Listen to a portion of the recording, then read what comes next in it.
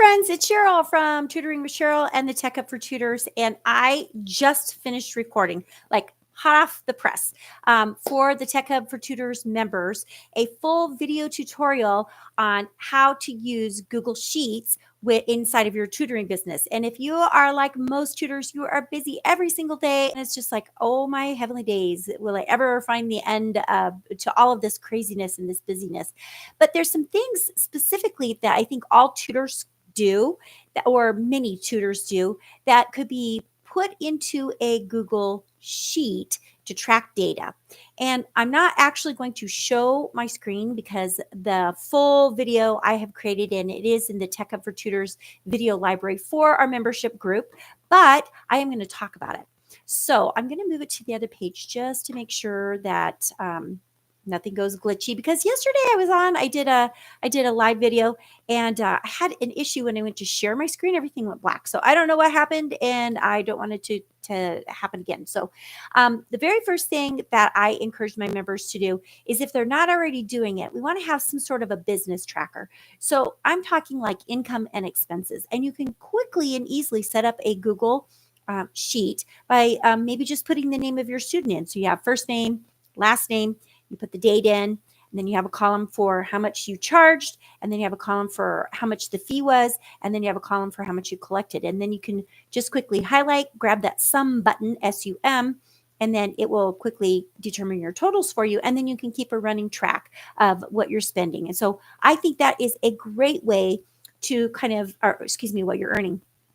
Great way to keep track of that. The other thing that you could do is you could add another tab for expenses. So you could put down, like photocopy paper. I was just photocopying some things for an event that I'm going to attend. So, I need to keep track of that. How much did I spend on that?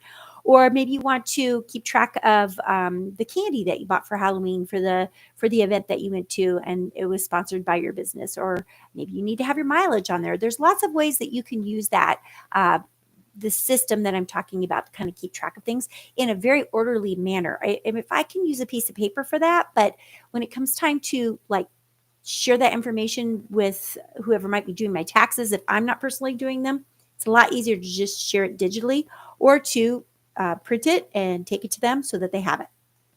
Okay, so that was one idea. The second idea was to have a parent communication sheet. And in my video tutorial, I showed different things that you could do. You could put checklists in there. You could put an area for notes. Then you could even have drop downs to add things like for behavior excellent, fair, poor. You could notate what was happening, especially for those kids who need that extra social emotional support. Maybe you're finding it was an excellent lesson.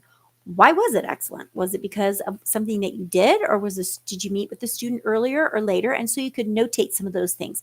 So if you're not using something like Tutorbird or Tutor Cruncher, this might be a great way to kind of share that information with yourself. The other thing that you could do is you could just make a Google Sheet and then just share it with just that parent. So don't have tabs inside a Google Sheet that you don't want everybody to see. So if you want this just to be for one family, they have their own sheet. You don't have other sheets inside of it unless it's for that student.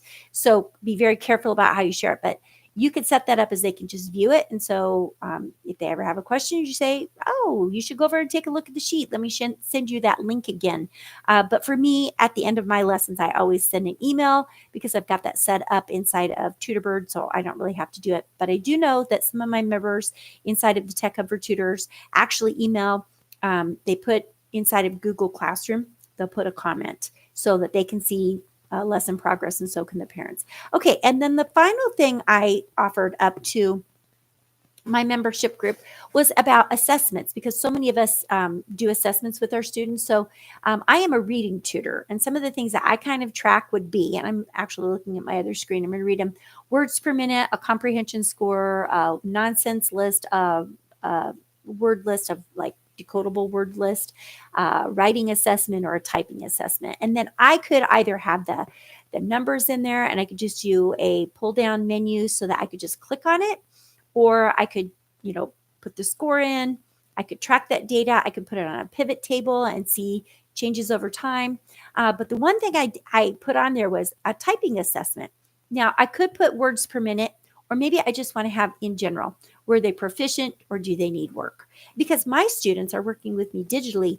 I need to know if they can type. And if they can't type, then we have to be working on it. So those were just some of the things that I shared recently with my membership in the chat, and I'm hoping that the chat actually showed. And I'm going to grab my links one more time just to make sure that they actually show up. I'm going to add them one more time to come on over to the Tech Hub for Tutors inside of my membership. You can get more information there, or you can go over to my link tree and you can get more information as well. So I have just recently celebrated my first year anniversary of the Tech Hub for Tutors. It was my inspiration and my original announcement of what I would be doing. And this year's been really great. I was looking back on the number of teachers that I've supported. It's quite a few. And I just want to say thank you so much for all of the adventurous souls who said, I'm going to have Sheryl teach me this, because I've taught teachers how to use Google Classroom.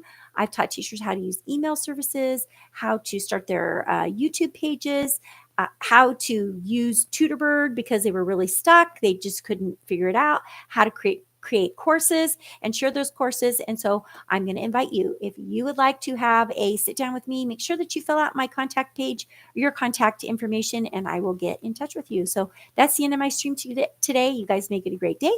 And as usual, keep the learning going.